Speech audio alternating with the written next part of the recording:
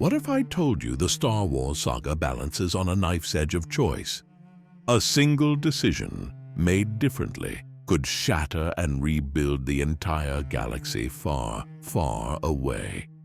These alternate timelines show us Obi-Wan faced with the dark side twice, standing over his master's body on Naboo, and years later as Palpatine's chosen apprentice. We see the Skywalker twins' fates reversed, with Leia growing up under the twin suns while Luke learns the ways of politics and power on Alderaan. Each change ripples across the galaxy in unexpected ways. Padmé survives to protect her children and build a rebellion. Darth Plagueis awakens to find his apprentice's betrayal incomplete. Obi-Wan's blade strikes true on Mustafar, and Count Dooku never turns from the Jedi path. Simple moments that reshape everything that follows. These aren't just idle questions. Each timeline draws from Star Wars canon to explore how different choices transform not just individuals, but entire worlds. They show us familiar faces in unfamiliar roles, testing loyalties and changing destinies. So if you've ever asked yourself, what if this happened in Star Wars? You're in the right place. Without further ado, let us visit our first what-if scenario. What if Palpatine saw different potential on Naboo?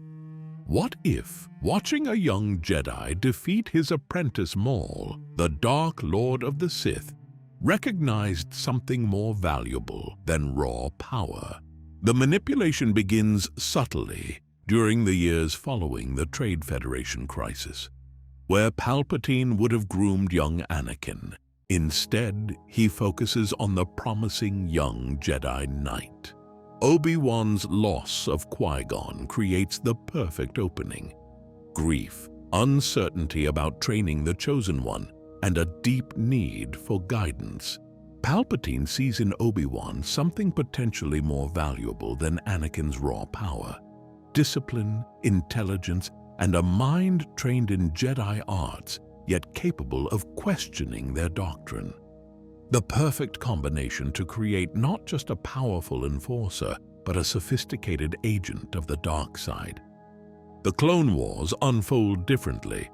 Kenobi's fall is gradual, almost impossible to detect.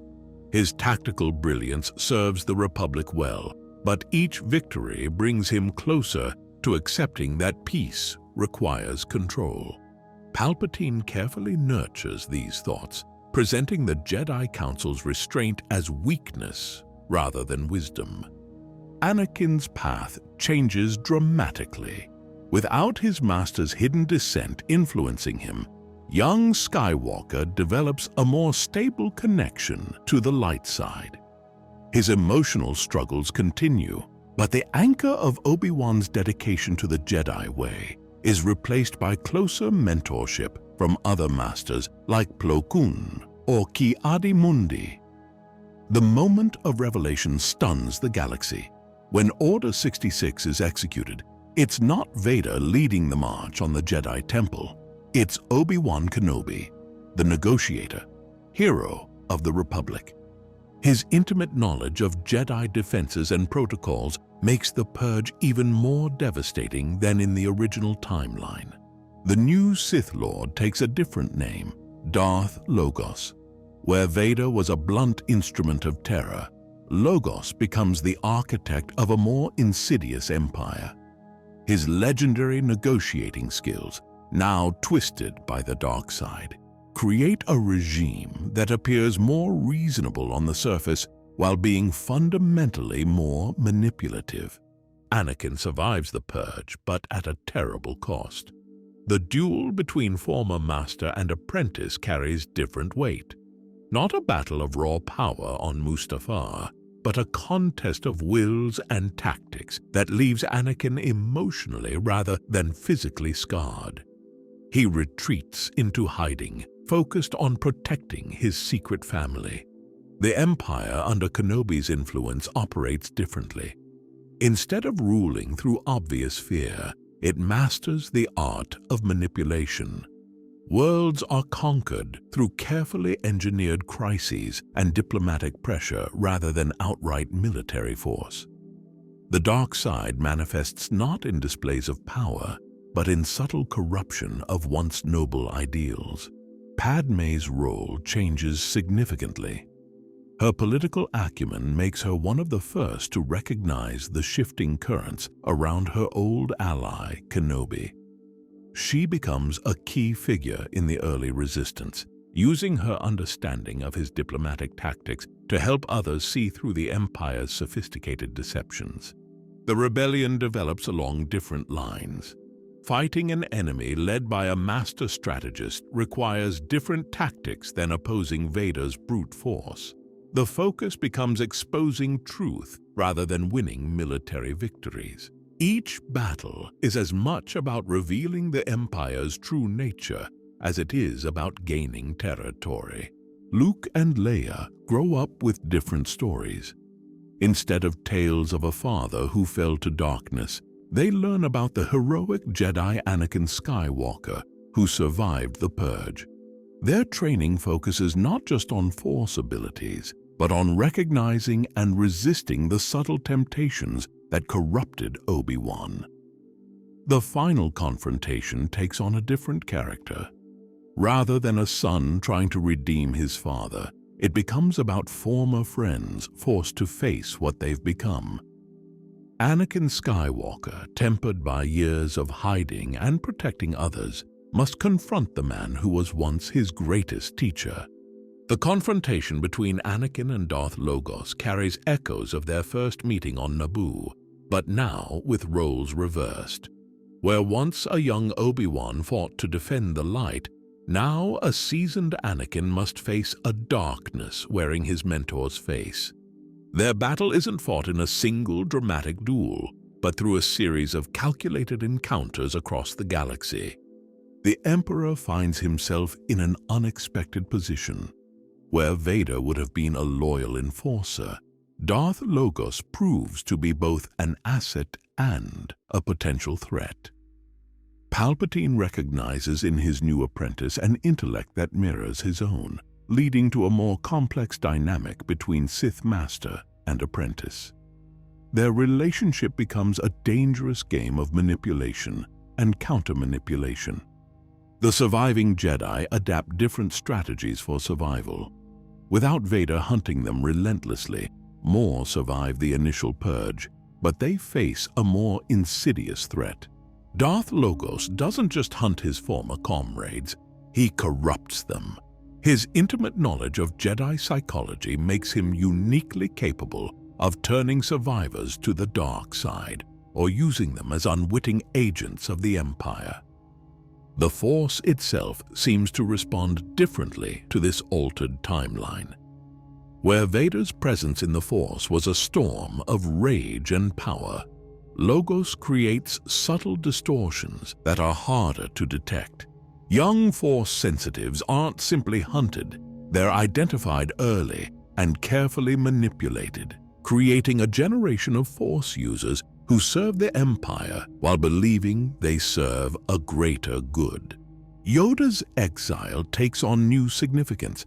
The ancient master recognizes that conventional Jedi wisdom isn't enough to counter this threat. His training of Luke focuses less on lightsaber combat and more on mental fortitude, preparing him to resist the sophisticated manipulations that turned his father's master to darkness. The Empire's military structure evolves differently.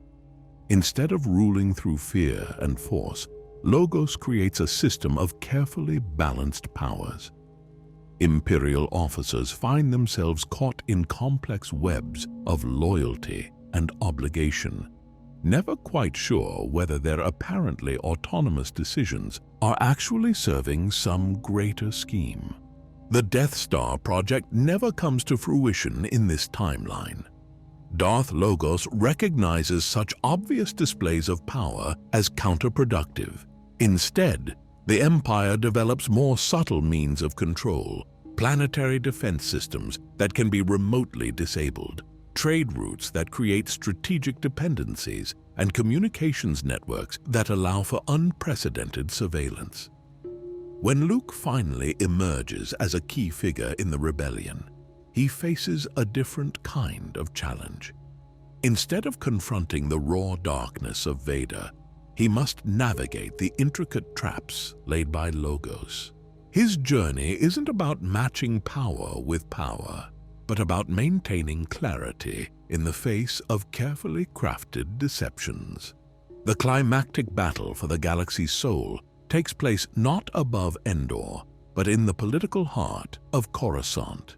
Anakin and Luke work together to expose the true nature of the Empire, forcing Logos to either reveal his darkness or lose his carefully maintained control.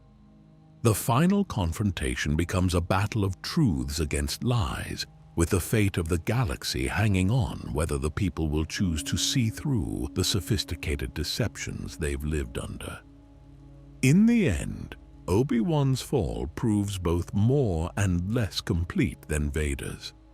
Where Anakin's transformation was a dramatic break with his past, Kenobi's gradual corruption leaves traces of his former self intact, making him both more dangerous and, potentially, more redeemable.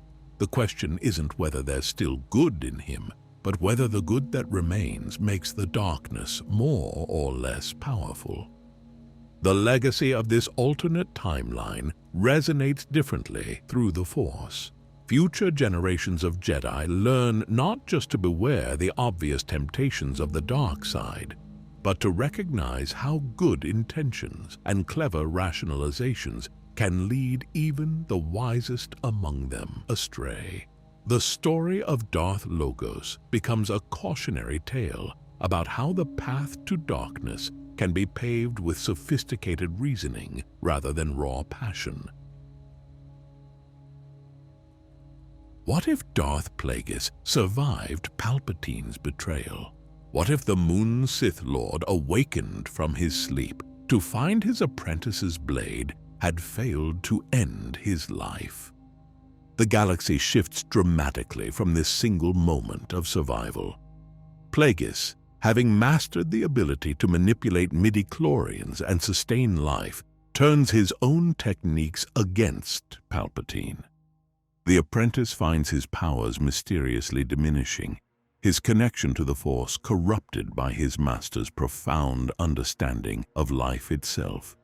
Rather than immediately strike back, Plagueis allows Palpatine to proceed with his carefully laid plans. The Moon Lord knows the value of patience, having spent decades manipulating the banking clans and political systems. He watches from the shadows as Palpatine orchestrates the Clone Wars, allowing his apprentice to believe he succeeded while gathering power of his own. The Clone Wars unfold similarly at first, but with subtle differences. Strange financial fluctuations begin affecting both sides. The banking clan's decisions become increasingly erratic from an outside perspective, but follow a careful pattern only Plagueis could orchestrate. His influence extends beyond mere credits. He begins experimenting with the clone armies themselves, his mastery of life manipulation finding fertile ground in their engineered biology. Anakin Skywalker's path takes an unexpected turn. Where Palpatine would have groomed him toward darkness, Plagueis sees a different opportunity. The Moon Lord recognizes that the Chosen One's power over midi-chlorians mirrors his own obsession. He arranges subtle encounters, sharing fragments of knowledge that seem to offer hope for saving Padmé without embracing the dark side fully. Order 66 fails spectacularly. Plagueis, having spent years secretly altering the clone's biochip programming, turns Palpatine's own weapon against him. Instead of targeting the Jedi, the clones turn on the Supreme Chancellor himself. The Republic watches in shock as their leader's Sith nature is revealed, not by a fallen Jedi, but by his own troops. The aftermath creates a power vacuum that Plagueis is perfectly positioned to fill. He emerges not as a conquering Sith Lord, but as a savior who helped expose Palpatine's treachery. His decades of political and financial manipulation allow him to present himself as a steady hand in chaotic times. The Jedi find themselves in an unprecedented position, with Palpatine exposed and defeated, but before Plagueis can consolidate power, they have a chance to reform the Republic. However, the Moon Lord's subtle influence begins corrupting the very foundations of their order. His knowledge of midi-chlorian manipulation presents temptations few can resist. The ability to sustain life, prevent natural passing, and even create it anew. Anakin's temptation takes a different form. Instead of being pulled toward anger and fear, he's drawn to Plagueis' seemingly benevolent offerings of knowledge. The ability to prevent Padmé's foreseen fate proves nearly irresistible. Yet the price of this knowledge becomes clear as Plagueis gradually reveals the full scope of his experiments with life and midi-chlorians. The Empire never rises in its familiar form. Instead, Plagueis creates something more insidious, a galaxy where the natural order itself is subverted.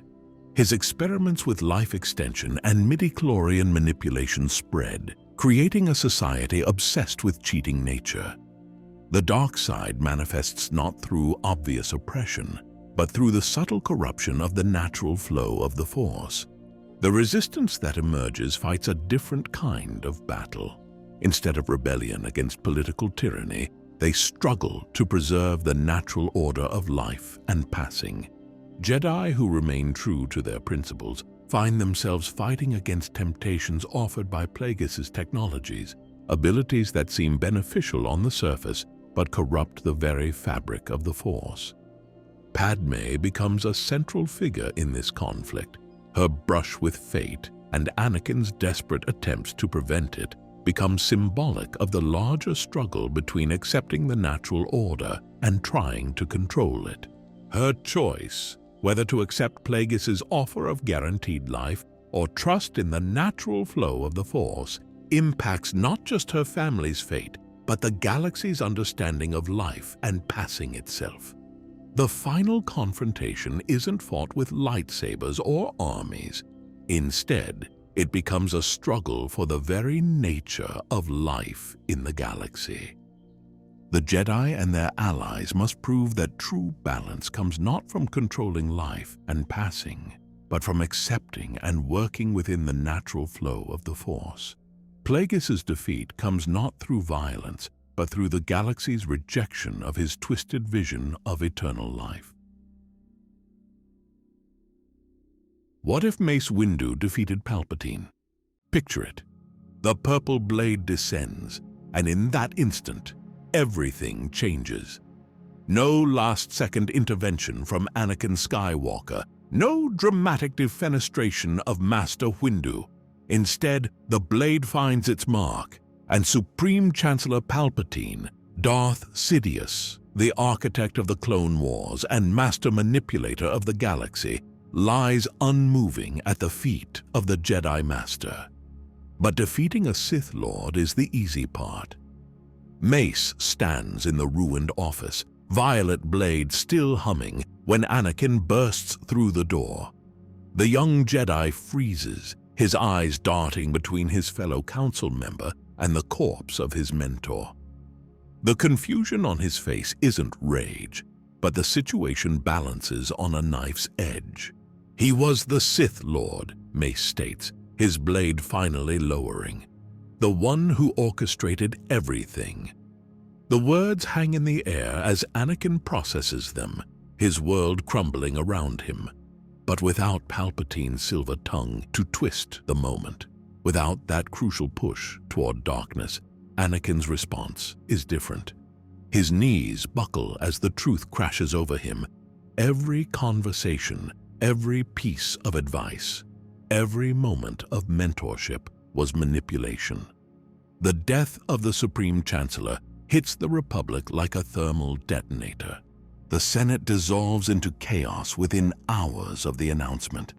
Security footage from the Chancellor's office reveals the truth of his Sith identity, but that only spawns more questions.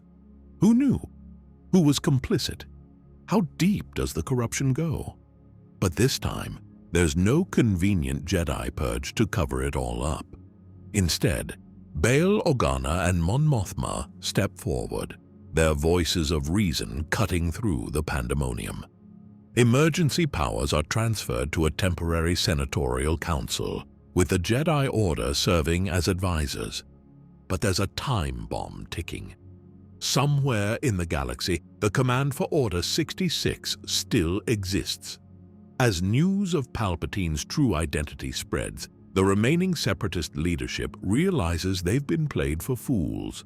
Some, like the Commerce Guild, immediately sue for peace.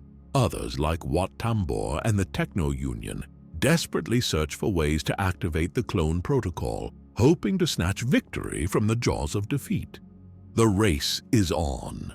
Kaminoan scientists and Jedi healers work frantically to understand and neutralize the inhibitor chips, while Mace leads strike teams to capture or eliminate those who might know the command codes. It's during one of these missions that Anakin finally breaks down and confesses everything. His secret marriage, Padmé's pregnancy, his nightmares of her death, everything. And here's where everything truly diverges. The old Mace Windu might have immediately moved to expel Anakin from the Order, but standing in the ruins of Palpatine's schemes, seeing how close they all came to destruction, he makes a different choice. Through his mastery of Vapad, Mace understands better than most how to walk the line between light and dark. Then let's find her real medical help, he says, not the empty promises of the Sith. The council chambers erupt in debate when Mace advocates for change. Our rigidity almost destroyed us, he argues. Palpatine exploited the very disconnection we enforced.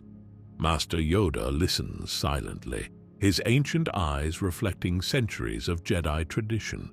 But with the Order's reputation in tatters and public trust at an all-time low, even the Grand Master acknowledges the need for adaptation. The Clone Wars end not with a bang, but with a series of whimpers. Without Palpatine's coordination, the Separatist alliance splinters. Some systems practically trip over themselves returning to the Republic fold. Others fight on, but their campaigns become increasingly desperate and uncoordinated.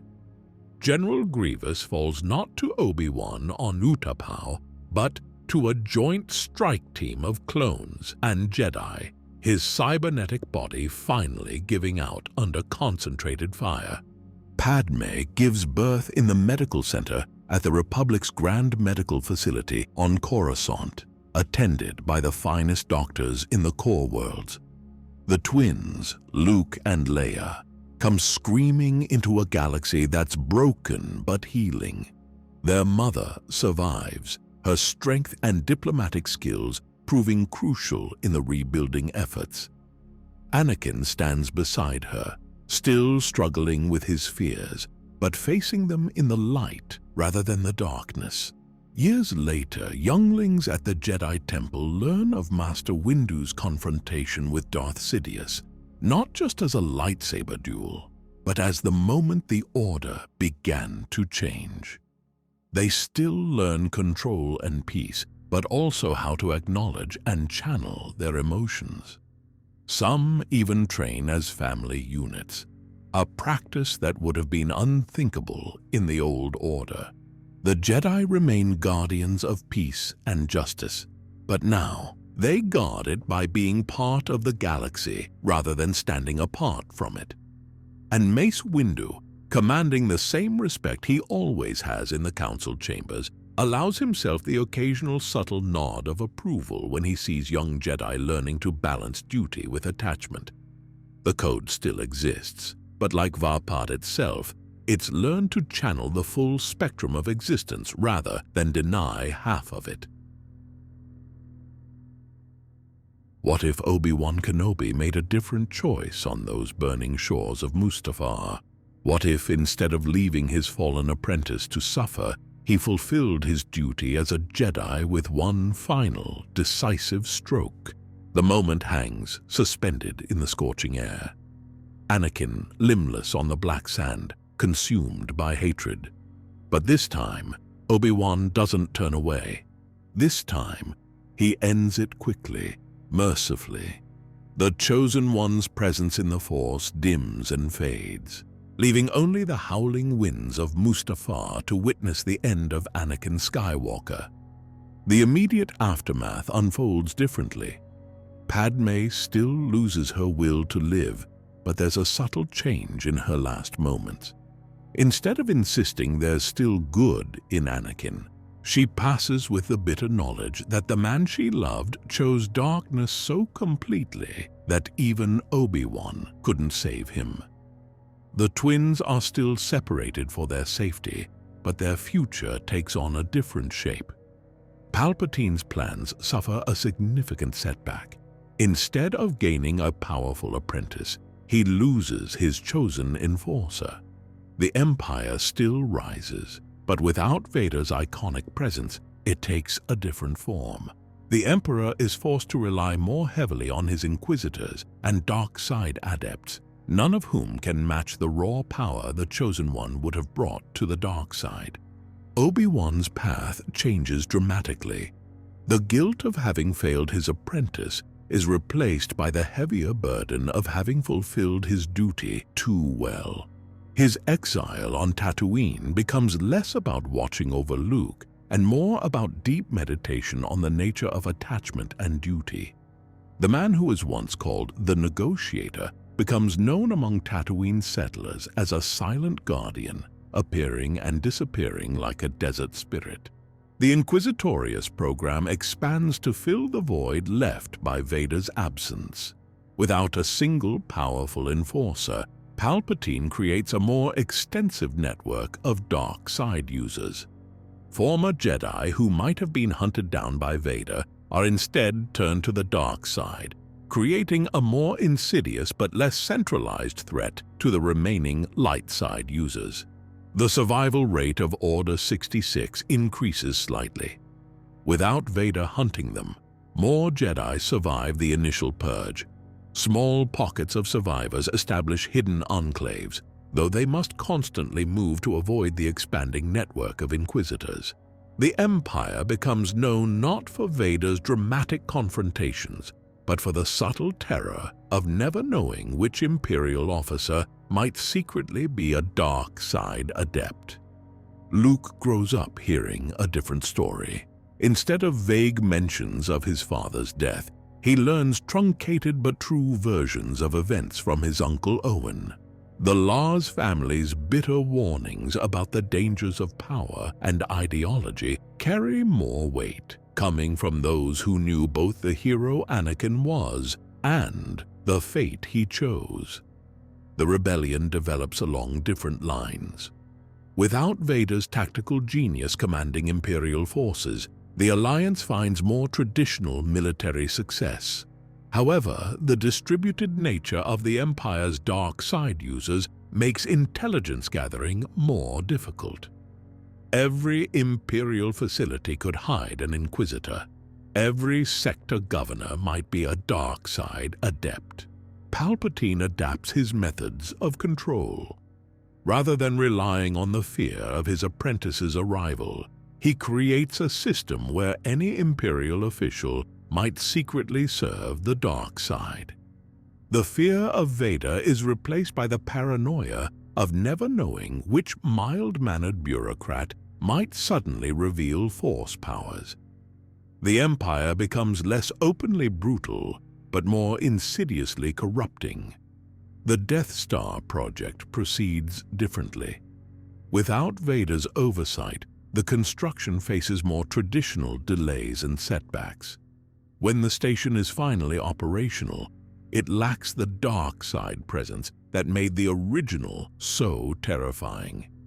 It's a purely technological terror, missing the metaphysical dread Vader's presence would have added. The biggest changes come in how the Force itself responds. The prophecy of the Chosen One takes an unexpected turn. Balance comes not through Anakin's redemption, but through his definitive removal from the equation. The Force begins to manifest in more subtle ways, working through many individuals rather than concentrating its power in a single bloodline. Obi-Wan's relationship with Luke becomes more complex. When they finally meet, he can tell the boy the truth about his father without omission or metaphor. His role becomes less about preserving hope for redemption and more about teaching Luke to understand how good intentions and great power can lead to devastating choices. The eventual confrontation with the Empire follows different patterns. Instead of a son redeeming his father, the final battles become about dismantling a system of corruption. Luke's journey isn't about saving one soul, but about showing the galaxy how to resist the subtle temptations of the dark side. What if Qui-Gon Jinn survived his duel with Darth Maul? This theory might be one of the most fascinating alternate timelines in the Star Wars saga. In this scenario, Qui-Gon would likely have taken on Anakin's training himself. Given what we know about his character, Qui-Gon's unorthodox approach to the Force might have been exactly what young Skywalker needed. Where Obi-Wan's training methods focused on strict adherence to the Jedi Code, Qui-Gon's more flexible philosophy could have helped Anakin better understand his emotions. Consider how differently the Clone Wars might have played out. With Qui-Gon's guidance, Anakin would probably have developed a more balanced perspective on power and attachment.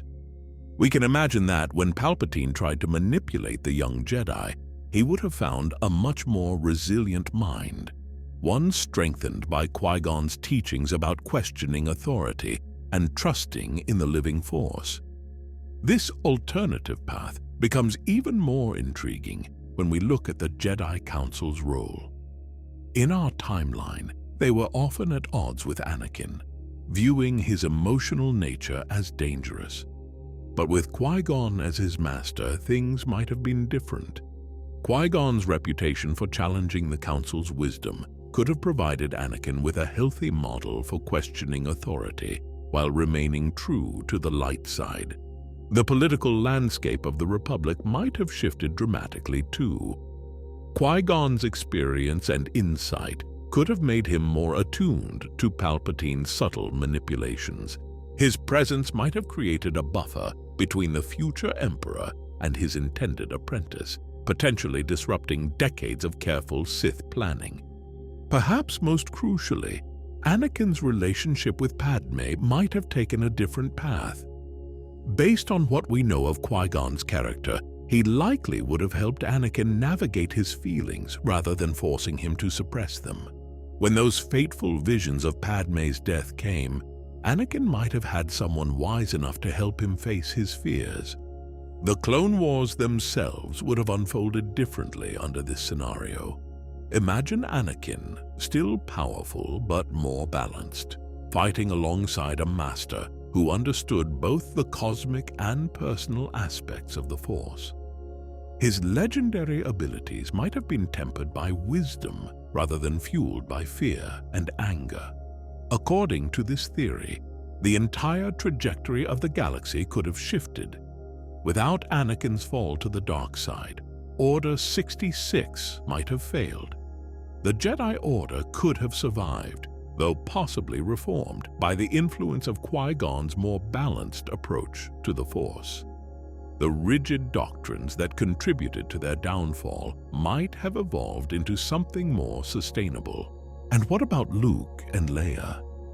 In this alternate timeline, they might have grown up together, raised by both parents in a galaxy that never knew Imperial rule. Instead of a fallen Jedi Order, they could have learned their father's legacy as a hero who helped prevent the rise of the Sith. Their own journey with the Force might have started much earlier, guided by a reformed Jedi Order that better understood the balance between duty and attachment. The ripple effects would have touched countless lives across the galaxy. Without the Empire's iron grip, worlds like Alderaan might have continued to thrive. The Clone Wars would still have left their scars, but perhaps they would have led to meaningful reform rather than totalitarian control. Of course, this is all theoretical, a glimpse into a path the galaxy never took.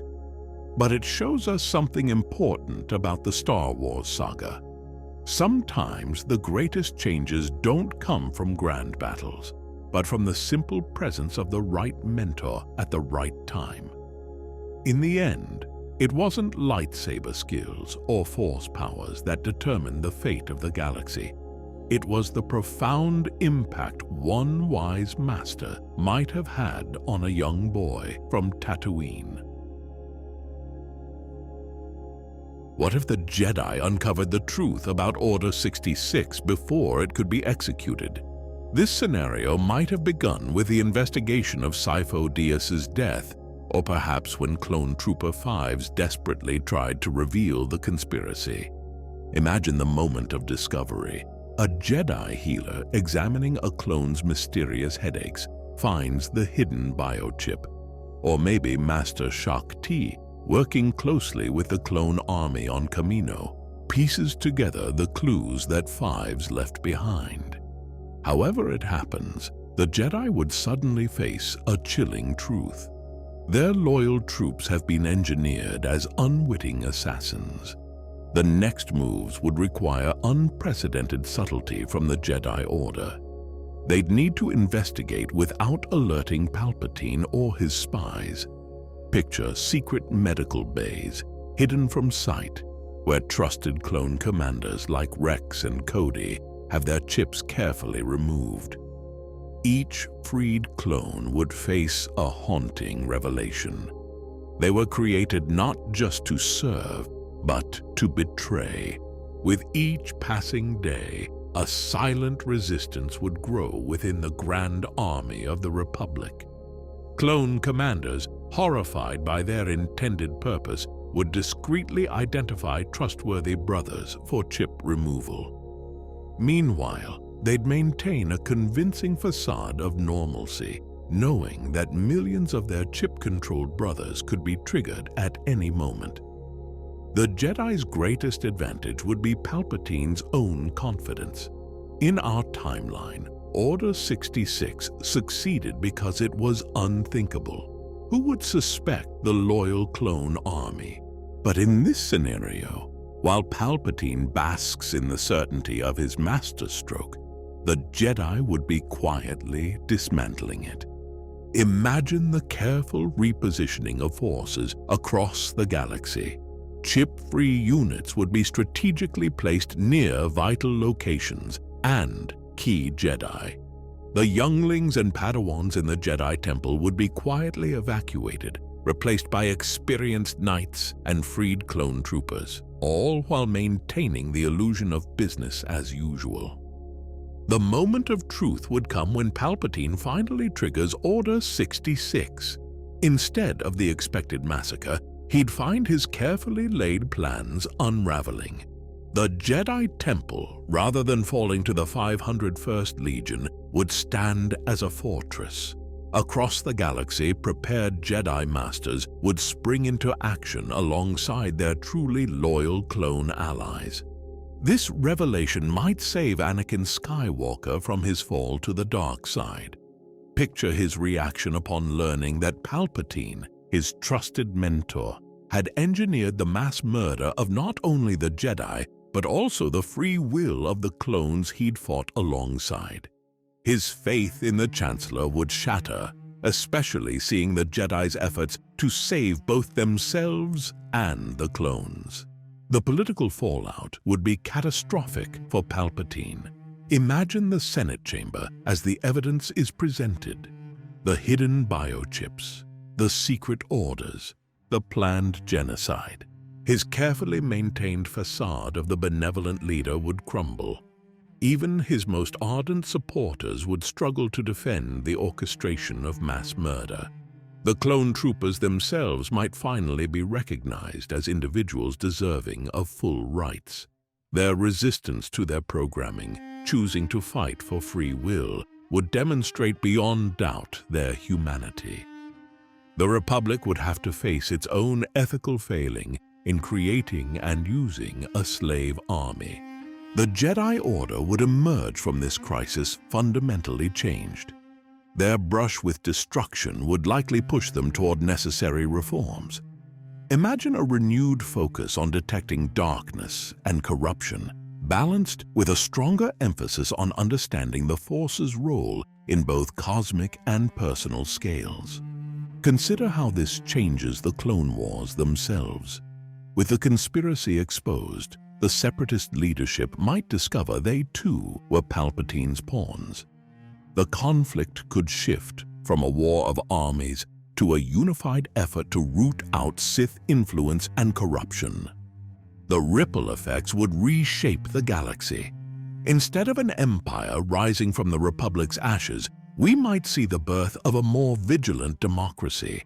The Jedi, having faced and overcome their greatest threat, would evolve into something more aware and adaptable. And the clones, rather than becoming instruments of the Jedi's destruction, would be remembered as heroes who helped save the Republic. What if Count Dooku killed Anakin Skywalker on Geonosis? This scenario might have triggered one of the most extraordinary Force events in galactic history. Picture that fateful duel.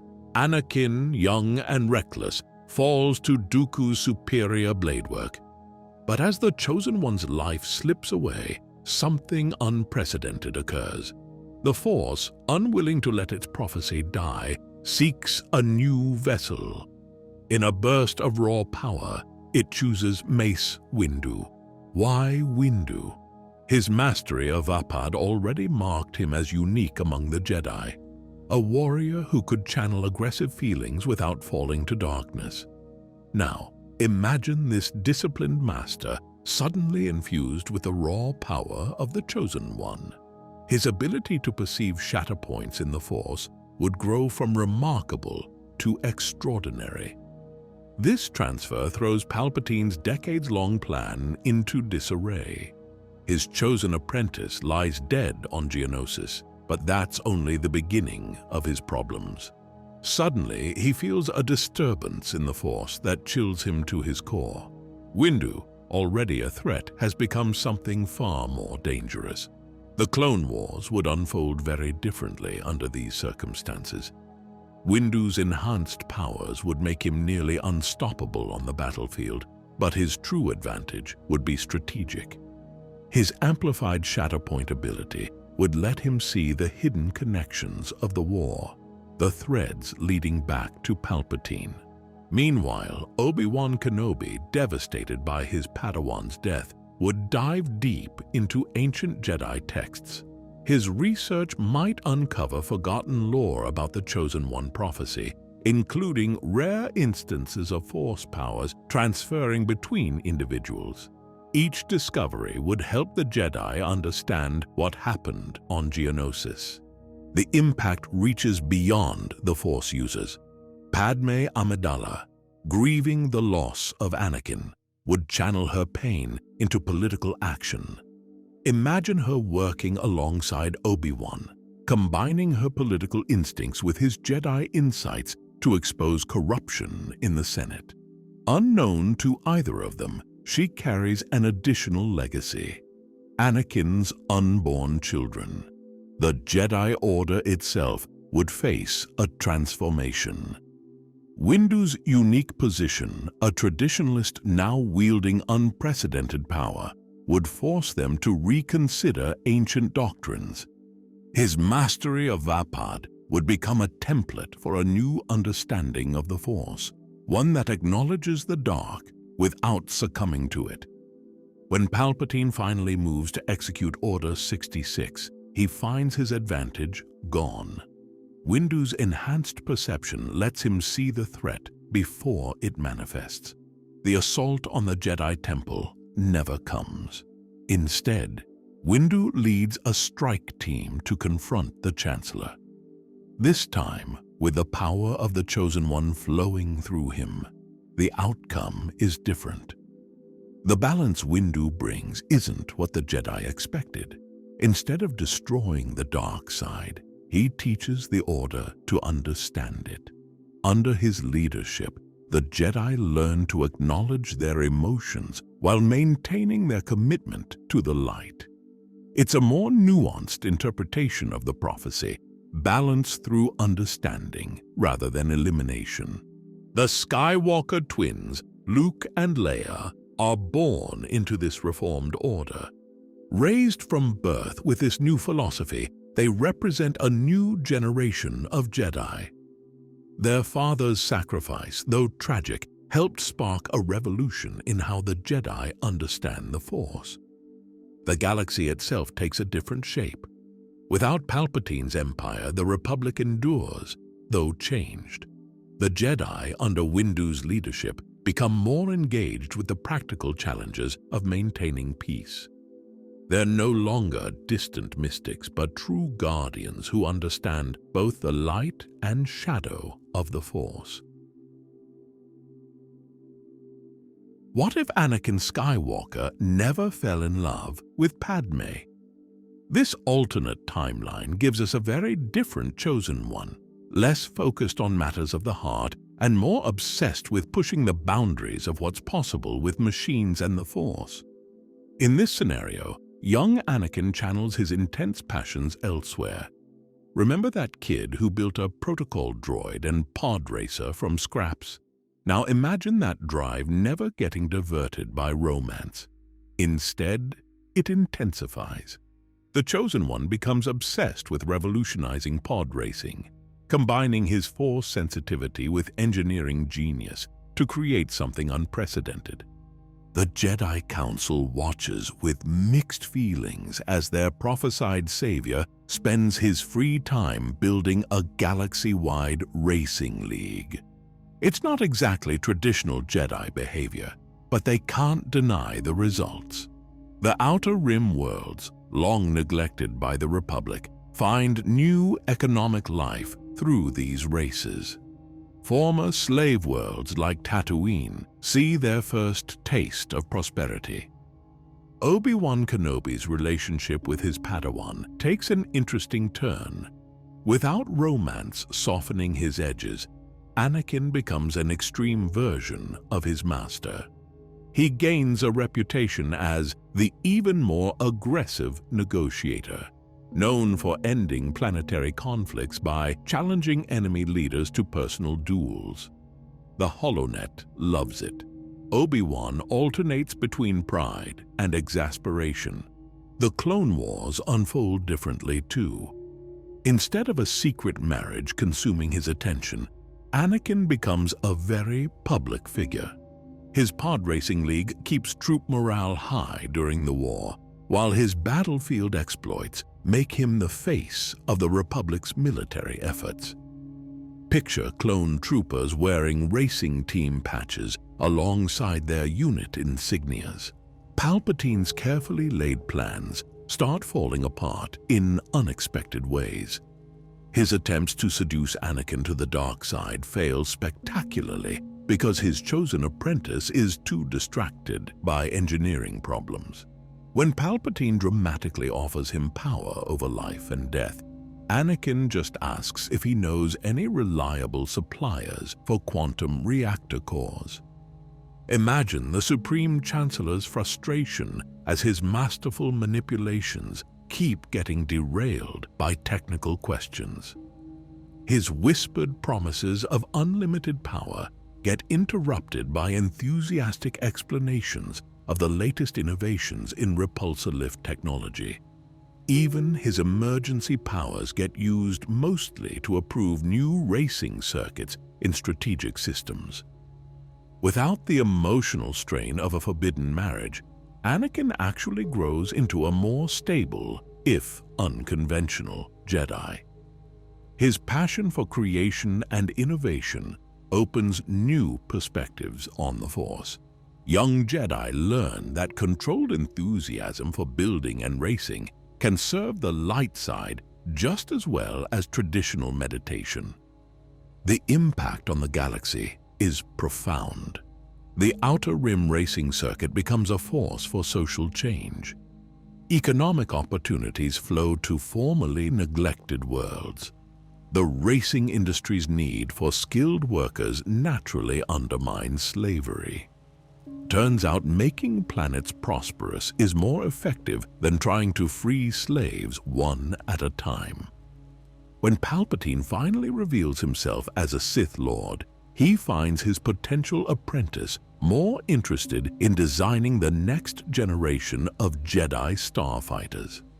The Clone Wars end not with Order 66, but with Anakin accidentally exposing Palpatine's plot while trying to get approval for a particularly ambitious racing project. His detailed analysis of banking clan funding for new racetracks unexpectedly reveals the entire Sith conspiracy. Instead of Darth Vader, the galaxy gets Anakin Skywalker, Jedi Master, racing legend, and founder of the Outer Rim racing circuit. His legacy inspires a new generation of Force sensitives who learn that passion properly channeled needn't lead to the dark side. The prophecy of bringing balance to the Force is fulfilled in an unexpected way. Rather than through epic battles between light and dark, balance comes through connecting the galaxy via sport and innovation. Turns out the Chosen One's destiny wasn't to destroy the Sith through combat, but to make their promises of power irrelevant by giving people something better to strive for. What if General Grievous didn't die on Utapau? What if that iconic moment where Obi-Wan blasts through his armor wasn't actually the end? Picture this. As flames begin consuming his organs, Grievous activates one final contingency plan. His burning chassis splits open, and his critical components, the cybernetic brain housing his memories and consciousness, eject into the chaos of battle. While Obi-Wan believes he's watching his enemy burn, he's actually witnessing an elaborate escape plan years in the making. In the confusion of Order 66, no one notices a small shuttle leaving Utapau's atmosphere. Inside, what remains of Grievous seethes with rage and humiliation. But this time, that rage has focus. The general who trained with Count Dooku himself wouldn't survive this long without backup plans. Within days, he's in a secret facility deep in Separatist space, where his most loyal scientists begin an ambitious project, rebuilding their general better than before. The new Grievous emerges during the early days of the Empire, but he's nothing like the coughing, hunched creature of the Clone Wars. This version is sleeker, more lethal, his armor integrated with cortosis alloys specifically designed to resist lightsaber strikes. The survival protocols that saved him on Utapau are now built into every major component.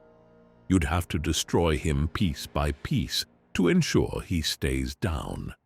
While the newly christened Darth Vader hunts down surviving Jedi, Grievous conducts his own parallel hunt. His new body moves in perfect silence, its optical sensors cutting through darkness. Jedi who survived the initial purge fall to an enemy they never see coming. Their lightsabers added to a collection that grows with each passing month. The first confrontation between Grievous and Vader shakes the foundations of Imperial power. Two cyborg warriors, both armed with stolen Jedi weapons, both driven by hatred of their former selves. Their duel on Mimban becomes legendary. Vader's raw power against Grievous's reimagined combat systems. Neither wins decisively, but the galaxy realizes something important. The Emperor doesn't have a monopoly on power, but Grievous isn't interested in joining the rebellion. The Separatist cause died with Dooku, and he's evolved beyond being anyone's enforcer. Instead, he builds something new. Hidden Factories begin producing combat droids of his own design, incorporating everything he's learned about fighting Force users.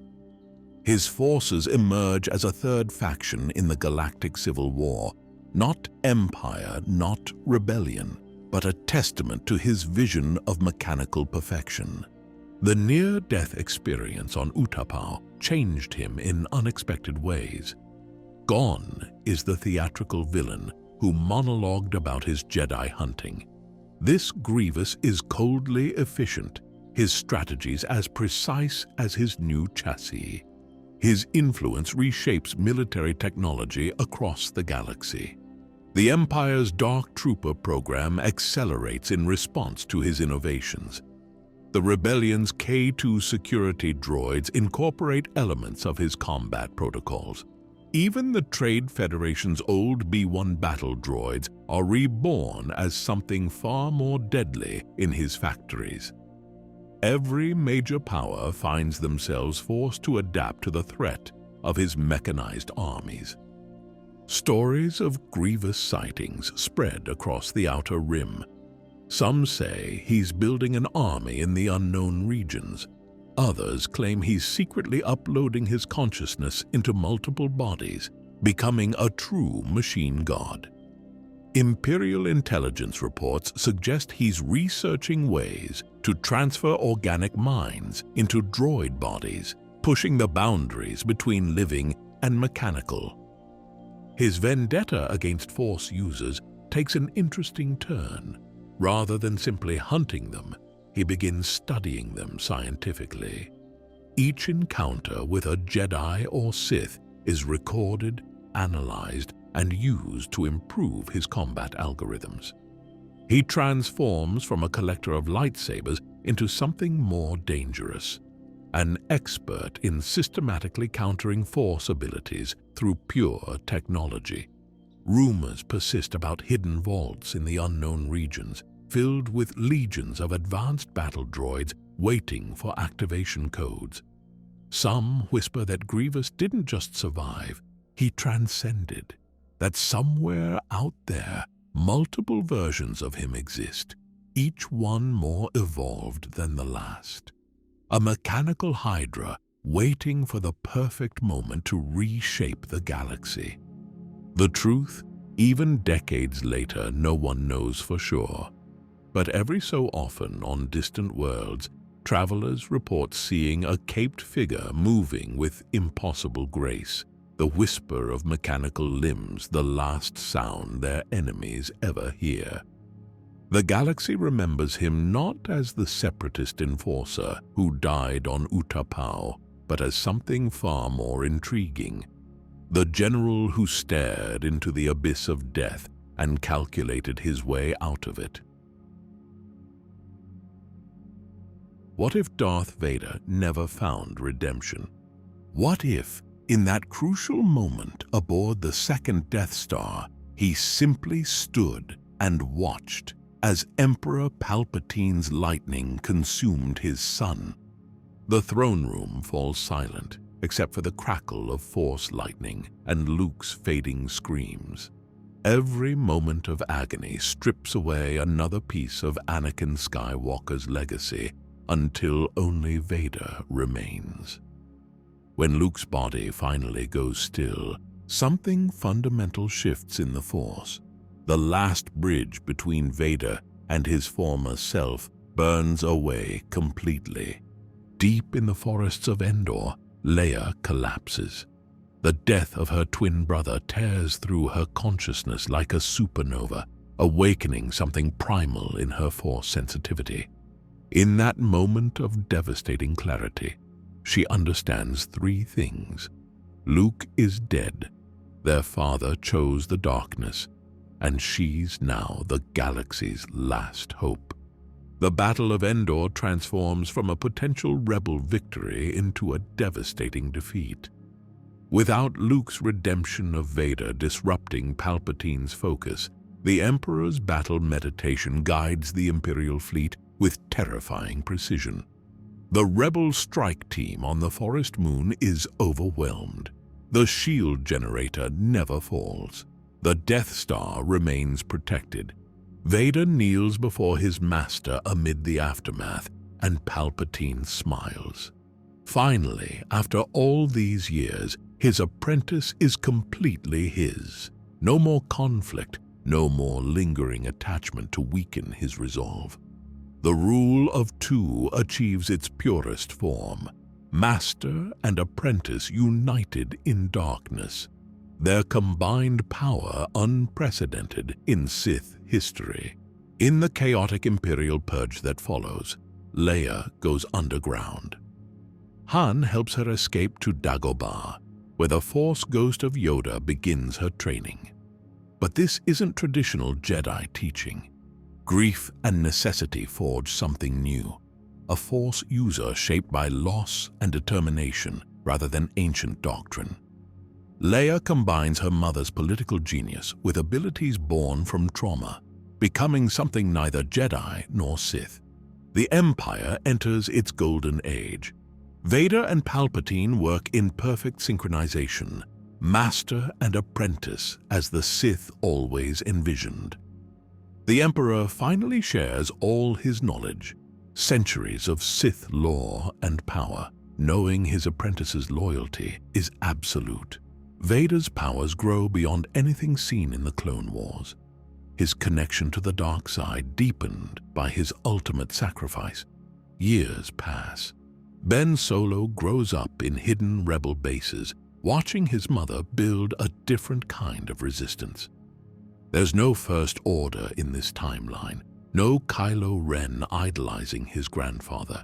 Instead, Ben becomes a warrior forged in secret, raised on stories of Uncle Luke's sacrifice and trained in his mother's unique approach to the Force. His hatred for Vader burns colder and deeper than any dark side passion. The Empire evolves into something far more terrifying than before. Vader and Palpatine establish the Imperial Knights, Force-sensitive warriors trained in the dark side but bound to absolute loyalty to the Empire. The rule of two remains sacrosanct at the top, but below it grows a pyramid of dark side power, all serving the Sith Lord's vision. Palpatine's true endgame unfolds without interruption. No need for contingency plans or secret cloning facilities.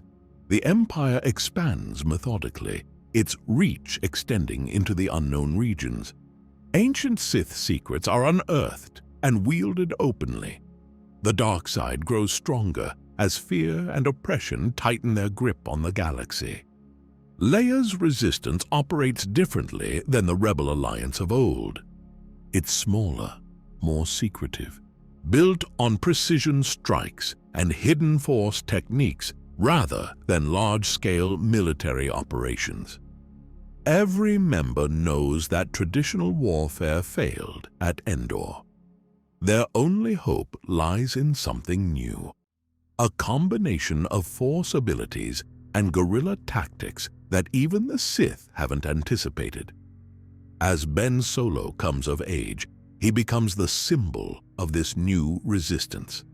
Not a Jedi seeking to restore the old ways, but a warrior trained in his mother's hybrid Force techniques, carrying his uncle's lightsaber and leading strikes against Imperial targets with his father's roguish precision. His existence represents everything Vader sacrificed, and therefore everything that could bring the Empire down. The legacy of Luke's death reshapes the entire galaxy.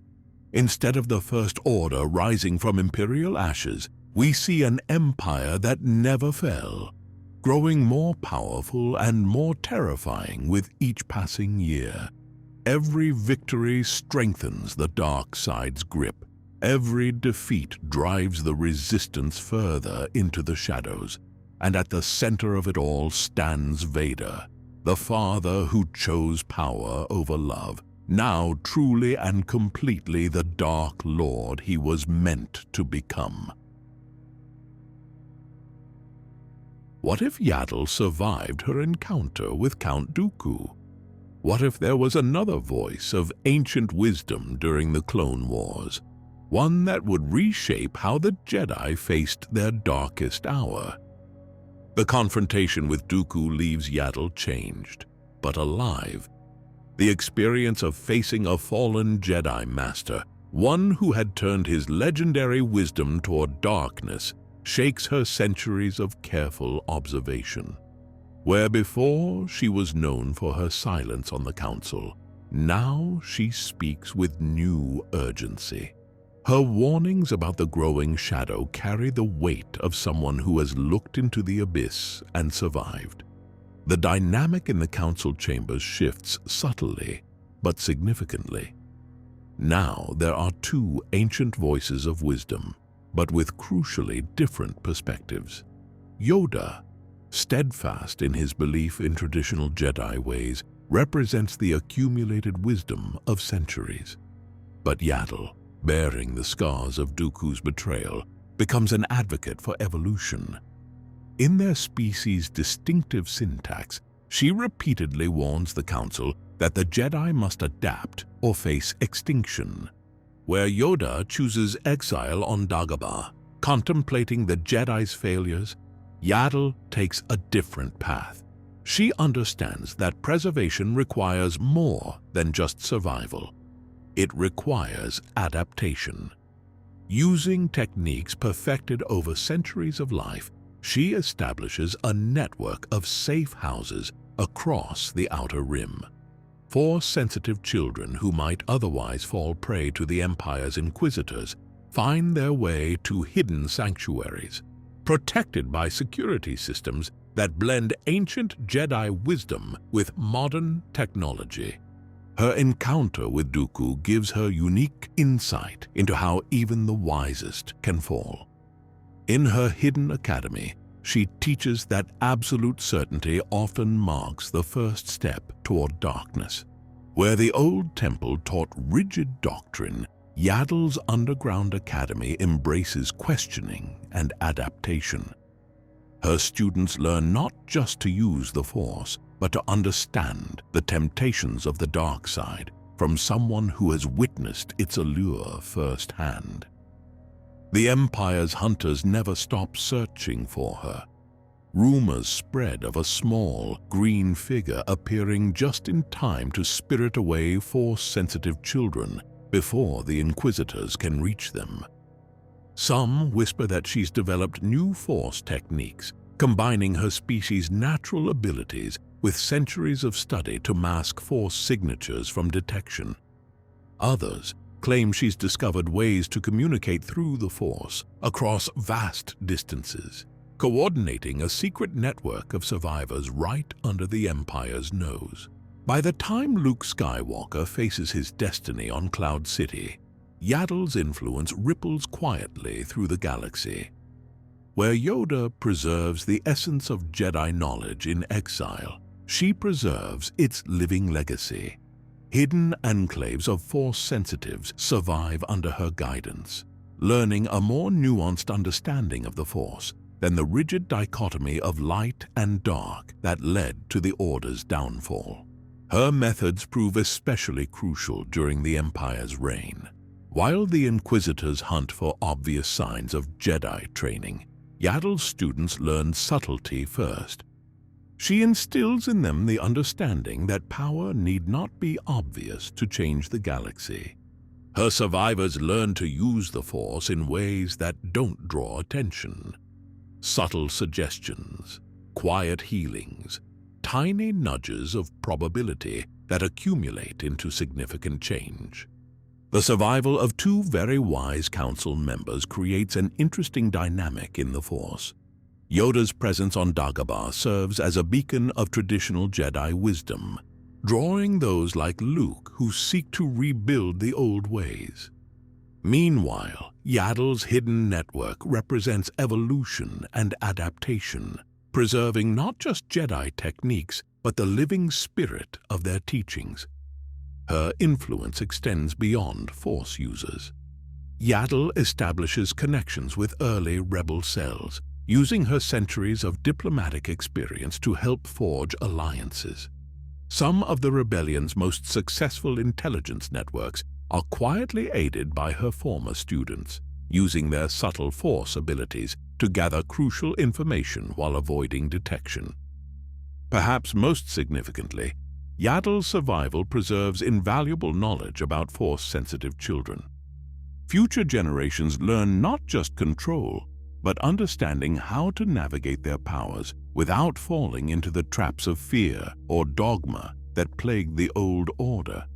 The galaxy never knows how much it owes to this quiet, determined survivor. While Yoda's role in training Luke becomes legend, Yaddle's work remains hidden, and that's exactly how she prefers it. Her legacy lives on in countless small acts of resistance, in children saved from darkness, and in a deeper understanding of the Force that might help prevent future falls. What if Obi-Wan Kenobi made a different choice in that Naboo reactor chamber? What if, standing over his master's body, rage and grief pushed him toward a darker path? The moment stretches between them. Maul, impressed by the Padawan's raw power in that desperate fight, extends an offer. The dark side pulses strongly in that chamber, fed by Obi-Wan's pain and Qui-Gon's fading presence in the Force. This time, something breaks differently in the young Jedi's heart. This time, he accepts. The galaxy shifts dramatically in that instant. The chosen Padawan of Qui-Gon Jinn, paragon of Jedi ideals, turns away from the light. But Obi-Wan brings something unique to the dark side: methodical precision, tactical genius, and an intimate understanding of Jedi weaknesses. Where Maul is savage fury, Kenobi becomes calculated darkness. Their partnership reshapes Sidious's grand plan. Instead of dying on Naboo, Maul gains an apprentice who complements his abilities perfectly. Kenobi's knowledge of Jedi operations proves invaluable, while Maul's mastery of the dark side gives Obi-Wan the power he now craves. They become something unprecedented. Two dark side users working in perfect synchronization, neither master nor apprentice, but equals in darkness. The chain reaction affects everyone. Young Anakin Skywalker, newly discovered and now masterless, returns to Tatooine. Without Obi-Wan's training, the Chosen One grows up away from both Jedi and Sith influence, his powers developing unpredictably. The prophecy of balance takes a wildly different path. The Jedi Order reels from the double blow. Losing both Qui-Gon Jinn and his promising Padawan damages morale severely. More significantly, Obi-Wan's intimate knowledge of the temple, its defenses, and its procedures becomes a deadly weapon in the wrong hands. The Order is forced to completely overhaul its security protocols, creating paranoia and discord among its ranks. Sidious finds his carefully laid plans requiring major adjustment. The rule of two becomes complicated with this unexpected partnership. Maul and Kenobi prove too effective to simply eliminate, but their independence threatens the traditional Sith power structure. The situation forces Sidious to accelerate his plans, pushing the galaxy toward conflict sooner than intended. The Clone Wars arrive earlier in this timeline. Kenobi and Maul operate as shadow architects of the conflict, their combined tactical brilliance making the Separatist movement far more effective. Where Dooku would have led with aristocratic flair, this duo strikes from the shadows with devastating precision. Kenobi's strategic mind paired with Maul's warrior instincts creates military victories that even Sidious hadn't anticipated. Their influence spreads beyond military matters. Kenobi's diplomatic training, now twisted toward manipulation, proves devastating in political spheres. Systems that might have remained loyal to the Republic fall to carefully crafted deceptions. The former Jedi's understanding of Republic politics becomes a sword that cuts deep into its foundation. Perhaps most significantly, this partnership develops new applications of the Force. Maul's aggressive combat style blends with Kenobi's defensive mastery to create unprecedented fighting techniques. Their lightsaber battles become terrible dances of efficiency and savagery. Young Jedi, raised on stories of Kenobi's fall, learn to fear the distinctive sound of a double-bladed lightsaber paired with a single blue blade turned to darkness. The relationship between these unlikely partners evolves in unexpected ways. Maul's rage finds focus through Kenobi's strategic mind, while Obi-Wan's calculated approach gains savage power from Maul's influence. They develop a fighting style that mirrors their partnership, one drawing enemies into carefully laid traps, while the other strikes with devastating force. When Sidious finally reveals himself as Palpatine, the galaxy faces not two Sith Lords, but four dark side users working in complex opposition.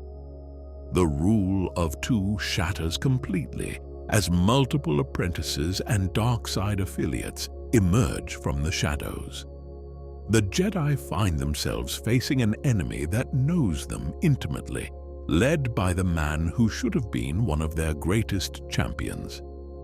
Kenobi's fall creates ripples that reach far into the future. His understanding of Jedi philosophy, now turned against his former order, helps create a more insidious form of darkness. Future dark side users learn not just to hate the light, but to understand and exploit its weaknesses.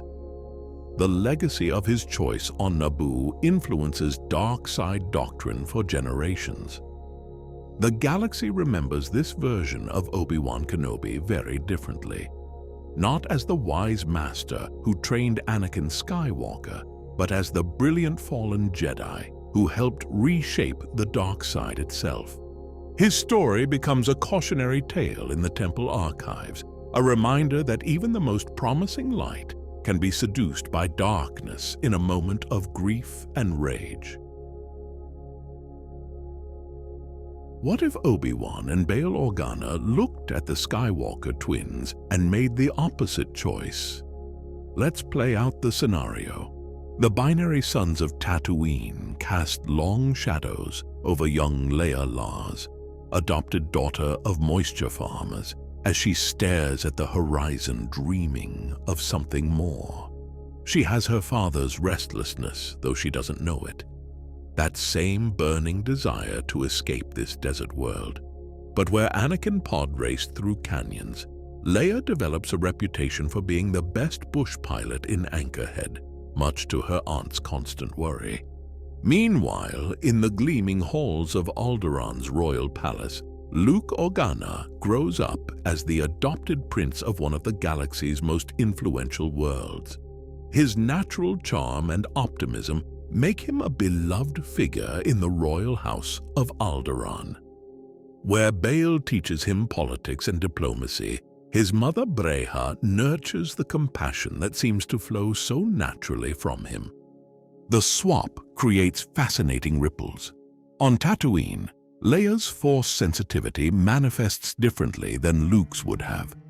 She's less interested in impossible lightsaber shots and more focused on reading people, knowing exactly when a dealer is trying to cheat her uncle or sensing danger before it arrives.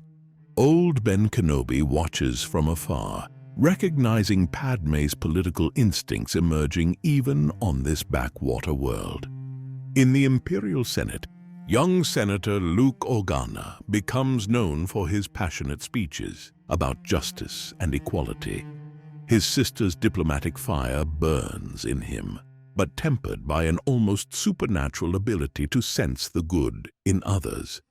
He builds bridges between hostile factions, though he doesn't yet understand how he can read people so well. Everything changes when an Imperial probe droid discovers evidence of Force sensitivity on Tatooine. Suddenly, Leia finds herself thrust into adventure, rescuing a mysterious old hermit from Imperial troops. Kenobi tells her about her real father and begins her training. Her mechanical aptitude and quick thinking make her a natural pilot, and soon she's out flying Imperial patrols in ways that would make Anakin proud. The Death Star crisis unfolds differently. When Prince Luke Organa is captured by the Empire, it's his twin sister who arrives to mount a rescue. Their first meeting resonates through the Force, two pieces of a whole finally reuniting. But where Canon Leia was trained in resistance operations, this Leia brings Tatooine street smarts and fledgling Force abilities to the rescue mission. In the trench run on the Death Star, it's a young woman from Tatooine who hears Ben's voice telling her to trust in the Force. Her experience racing through Beggar's Canyon serves her well, but it's that mysterious power within her and her father's inherited piloting skills that guides the crucial shot home. The aftermath creates new dynamics. Luke's diplomatic training proves crucial in helping build the rebellion into a legitimate alternative to the Empire. He has their mother's gift for coalition building, strengthened by an innate Force sensitivity that helps him know who to trust. Meanwhile, Leia's journey to become a Jedi begins in earnest, her raw power tempered by the practicality learned from years of harsh desert life. Their confrontation with Vader takes on different shades. Luke's political training helps him see the bigger picture of the Empire's evil, while Leia's Tatooine-forged directness makes her more willing to confront the dark truth of their heritage. When Vader reveals himself as their father, it's Luke who intuitively senses the conflict within him, while Leia grapples with how this monster could be the same person Ben told her about. The impact extends to those around them. Han Solo finds himself increasingly drawn into galactic politics thanks to Luke's influence, while still getting into scrapes with a Jedi in training who can match him in both piloting and attitude. Lando Calrissian discovers that trying to con a Force sensitive raised by moisture farmers isn't as easy as dealing with a political idealist. On Dagobah, Yoda finds himself training a student very different from canon Luke. Leia brings years of practical problem-solving and survival skills to her training, along with a directness that both challenges and amuses the ancient master. Her questions are less about mysticism and more about practical applications of the Force. The final confrontation aboard the second Death Star plays to both twins' strengths. Luke's political acumen and empathy help him understand the larger game Palpatine is playing, while Leia's combat training and raw power make her a formidable opponent for their father. Together, they represent balance, wisdom and action, diplomacy and force, their mother's politics and their father's power. What if Padmé Amidala didn't lose her will to live on that medical station in Polis Massa?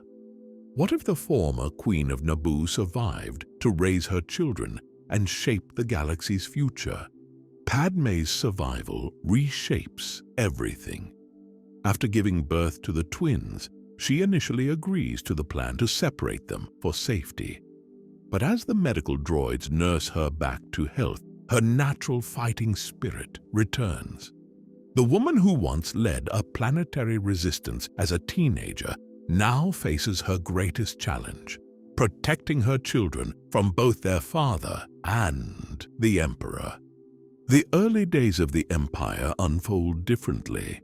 While Yoda enters exile and Obi-Wan watches over Luke on Tatooine, Padmé works with Bail Organa to establish the earliest foundations of resistance. Her presumed death becomes an advantage.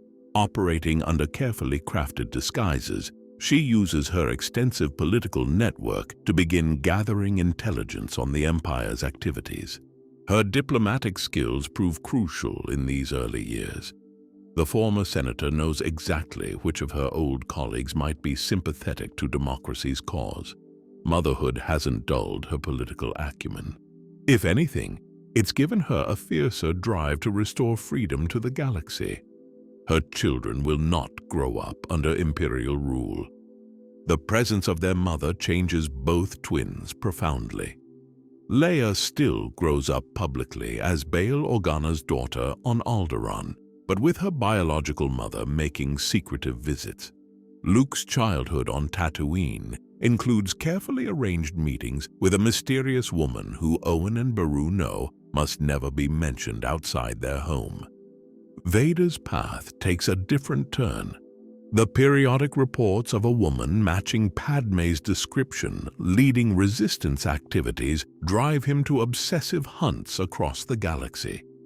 Each near miss, each rumor of her survival chips away at the certainty of his turn to the dark side.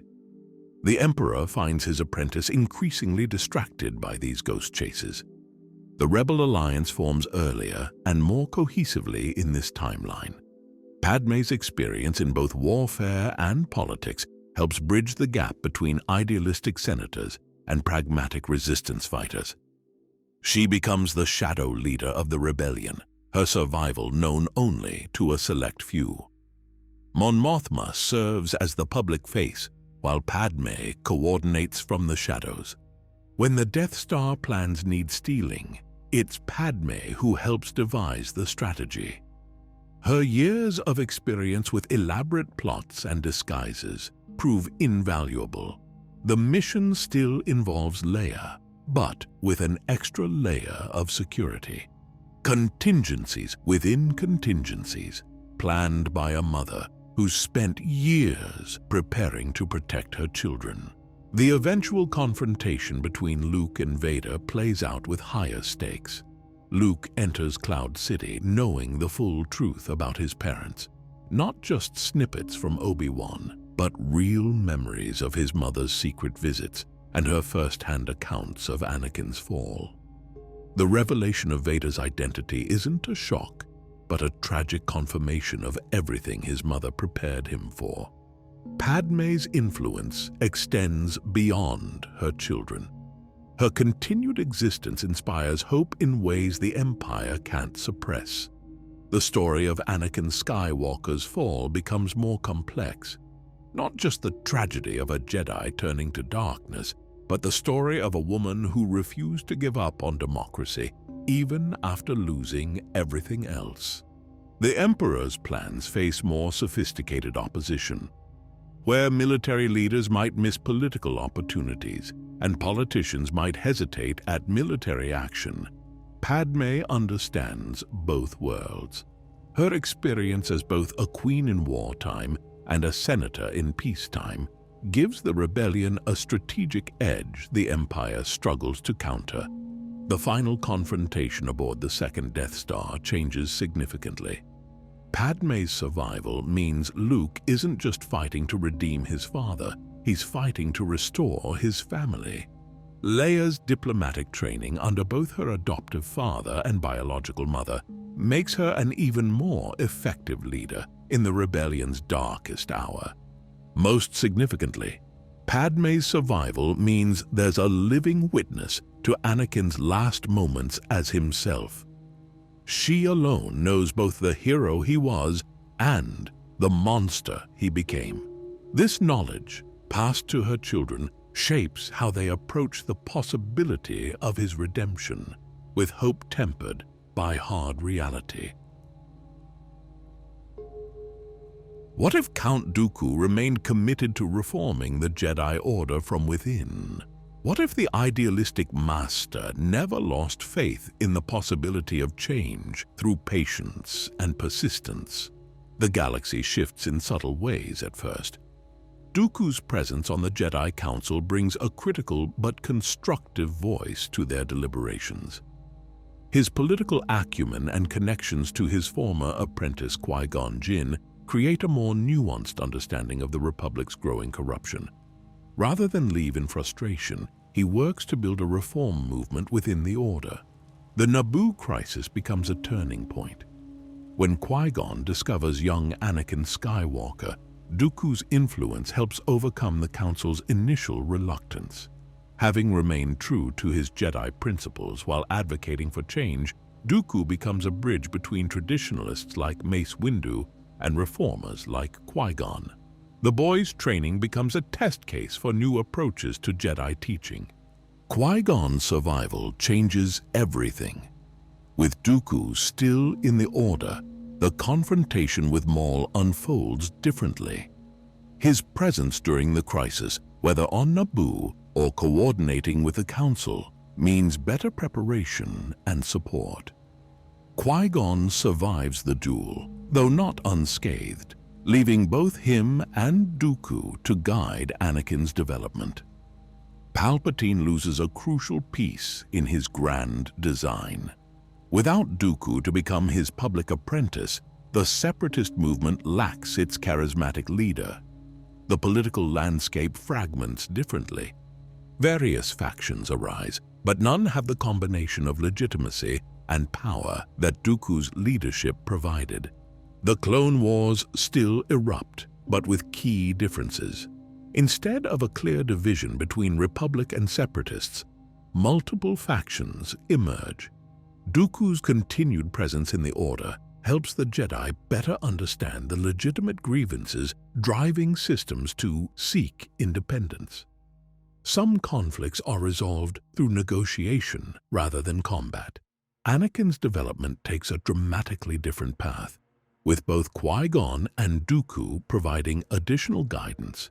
His training balances Obi-Wan's by-the-book approach with more nuanced perspectives.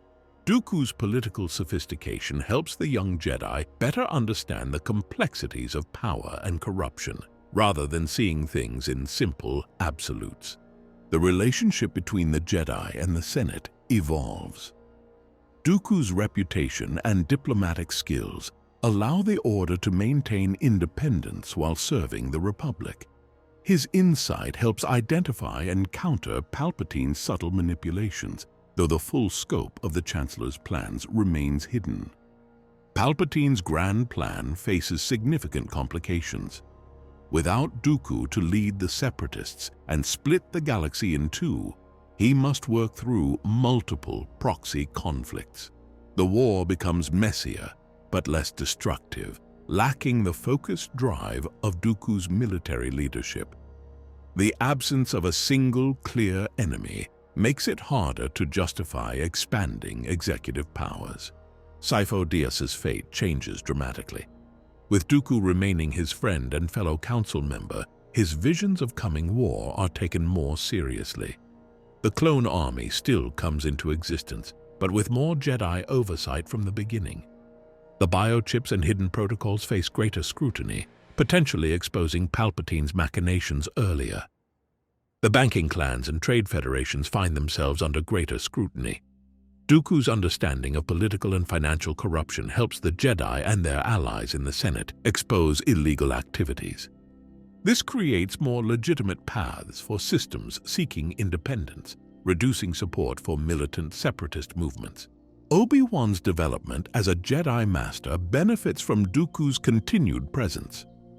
The wisdom of his master's master helps him better understand Qui-Gon's unorthodox approaches and apply them to Anakin's training.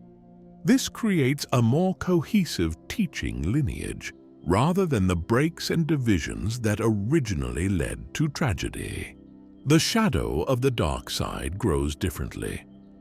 Without Dooku's fall serving as a model, other Jedi who question the Order's direction see the possibility of driving change from within.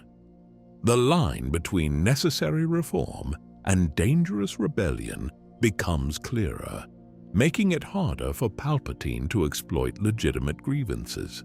When the final confrontation comes, it's not through Order 66, but through a more complex series of political and military crises. The Jedi, having maintained both their principles and their ability to adapt, stand better prepared to face the threat of the Sith. The presence of seasoned leaders like Dooku, combining political awareness with Jedi wisdom, helps prevent the catastrophic purge of the original timeline.